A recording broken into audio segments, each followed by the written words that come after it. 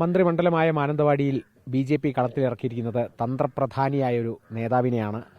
Mananthavady NDA സ്ഥാനാർത്ഥി P. ശ്യാംരാജാണ് 24-നോടൊപ്പം ചേരുന്നത്. മാനന്തവാടിയെ സംബന്ധിച്ച് ഏറ്റവും അധികം സർക്കാരിനെ വലച്ച ഒരു ആരോപണം എന്നുള്ളത് മാനന്തവാടി മെഡിക്കൽ കോളേജിലെ ഈ ചികിത്സാ പിഴവായിരുന്നു. ഈ ചികിത്സാ പിഴവിനെ കുറിച്ച് വലിയ രീതിയിൽ ശബ്ദമുയർത്തിയിട്ടുള്ള ഒരു നേതാവ് കൂടിയാണ്.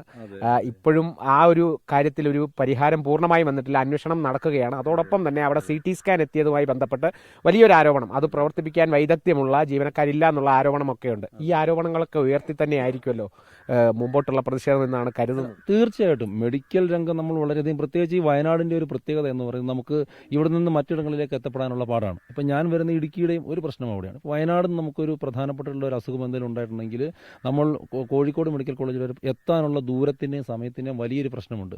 അത്തരത്തിലുള്ളൊരു പ്രശ്നം ഉണ്ടാകുമ്പോഴാണ് ഈ നമ്മുടെ വയനാട്ടിലെ മെഡിക്കൽ കോളേജിനെ ഇത്തരത്തിൽ യാതൊരു വിധത്തിലുള്ള ഒരു ഡെവലപ്മെൻറ്റും ഇല്ലാതെ കൊണ്ടെത്തിച്ചിരിക്കുന്നത്. സത്യത്തിൽ അതൊരു മെഡിക്കൽ കോളേജാണോ റഫറൽ കോളേജാണോ?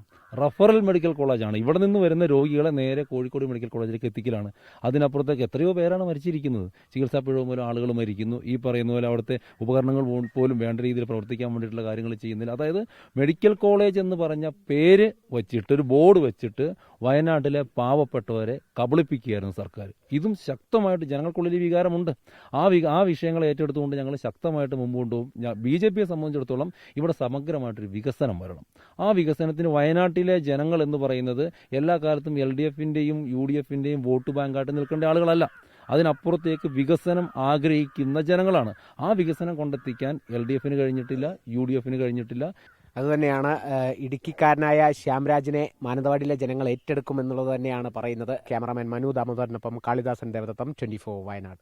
ലോകത്തെവിടെയായാലും ഏത് സമയത്തും 24 വാർത്തകളും ഓഗ്മെന്റഡ് റിയാലിറ്റി പാക്കേജുകളും എക്സ്പ്ലെയിനറുകളും വിശദമായി കാണാൻ ഞങ്ങളുടെ YouTube ചാനൽ നിങ്ങൾക്ക് സബ്സ്ക്രൈബ് ചെയ്യാം.